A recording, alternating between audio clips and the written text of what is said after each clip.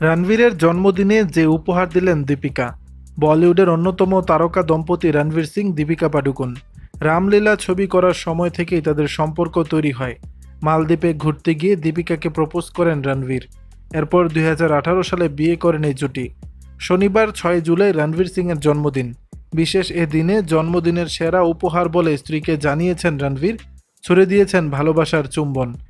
এসব কিছুই দেখা গেছে দীপিকার ইনস্টাগ্রাম হ্যান্ডেলে। তারকা দম্পতির অনুরাগীরাও এই নিয়ে যথেষ্ট উৎসাহী। শুক্রবার সন্ধ্যায় অনন্ত আম্বানি রাধিকা মার্চেন্টের সঙ্গীত অনুষ্ঠিত হলো। এখানে নিমন্ত্রিত ছিলেন রণবীর দীপিকাও।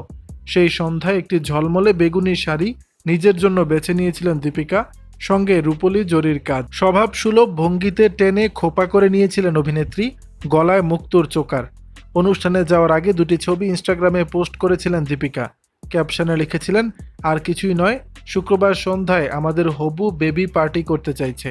হবু সন্তানের কথা উল্লেখ করে এমন পোস্ট আর বেগুনি শাড়িতে নিজের স্মৃতিদর আগলে রাখার ছবি ভক্ত অনুরাগীদের মাঝে বেশ প্রশংসিত হয়েছে।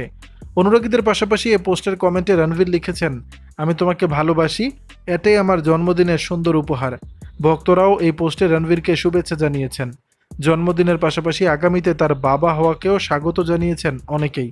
লিখেছেন, রণবীর একজন দারুণ স্বামী, এবার অসাধারণ বাবা হয়ে উঠবেন। উল্লেখ্য, এই মুহূর্তে দীপিকা কালকি 2898 এডির সাফল্য নিয়ে উদযাপন করছেন।